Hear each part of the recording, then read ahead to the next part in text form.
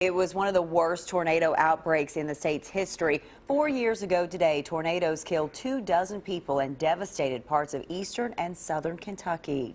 In Morgan County, much of that downtown West Liberty was destroyed, but the city has come a long way since 2012. Tonight, the community gathered to honor the recovery. Monique Blair has our top story at 11. 4 years after much of West Liberty was destroyed, in some places it looks as if time has stood still.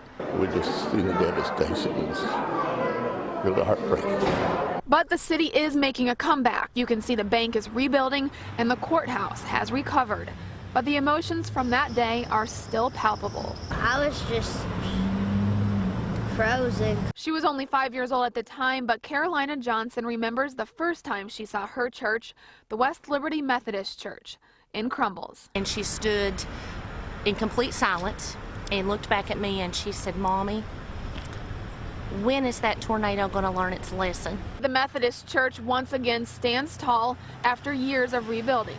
The Christian church was also wiped out that day, but this past January, the congregation was finally able to come back.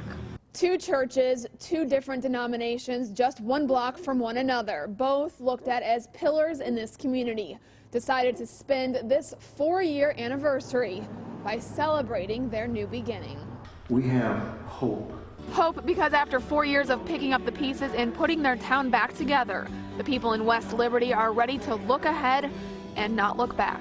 And I think today, the tornado has finally learned its lesson, that we are survivors and we are moving on. In West Liberty, Monique Blair, WKYT. Some great spirit and determination there. West Liberty's mayor says that 2 new tornado sirens will be installed in the city within the next few months.